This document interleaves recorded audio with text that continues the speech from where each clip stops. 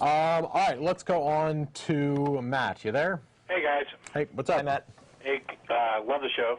Thank you. I just want to make a comment that this kind of redefining of educational terms, etc., I'm wondering if institutions of higher learning couldn't get together ahead of time as a preemptive step and say, if you want to change your scientific structure, you change your definition and teach pseudoscience instead of science, we will not be, accepting students' transcripts, etc., from your, your schools. They'll be essentially on a lower peg from somebody who graduated from a school that teaches something that is, conforms with what we're teaching. As a very small note, I mean, I can kind of see the point and in a way agree with it. The big problem I see there, though, is when you have people who are not being taught well, being stuck in a place that they cannot be taught well. They cannot go on to a better school because the schools are saying, look, if you don't know what you're supposed to know, then we're not going to bother to take you in and teach you. Yeah. And so it's essentially another roadblock to getting a better education. That doesn't sound so good. Well, I see wouldn't what want you're the saying. students to be stuck there. The students are the victims of all of this, and they're, potentially about ready to be screwed. Yeah. But Yeah. if during these talks, during the debates before the school board, if some representatives from colleges I see what you mean. were to come in and say, if you make this change, you're risking the further education of your students. Right. Okay. Well, luckily for Kansas, they've had this kind of thing happen before, and there's actually organized defense of science going on in Kansas right now. The information that I read earlier is from a website put up by one of those organizations. So that and that what you're saying, that was one of the things that came up the last time they tried to destroy evolution in Kansas. The thing is, it's not just the defenders of science that are learning. It's also the creationists, because now they're going after those institutions of higher learning. There's a big push now going on from the religious fundamentalist community, screaming that the institutions of higher learning are prejudiced against them, because so many professors are of an intellectual and liberal bent, and they want rules put in place to make sure they get as many professorships as the other guys.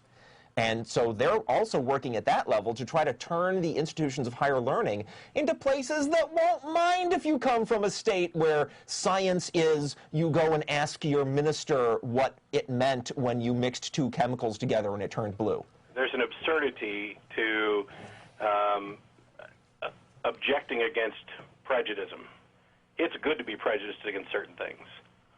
Right. For an institution of learning to be prejudiced against inferior education and, slapdash science, is good prejudice. I find it incredibly ironic that the people who screamed the most about political correctness, which was this, soft language to try to dance around anything controversial and, and all that, the people benefiting the most from it are the very people who were screaming the most about it.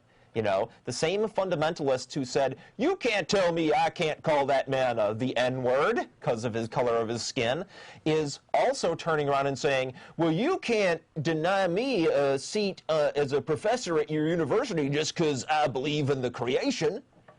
And they're playing the sentiment that wants everybody to just be able to get along and not have fights is what they're taking advantage of in order to get themselves into positions of power.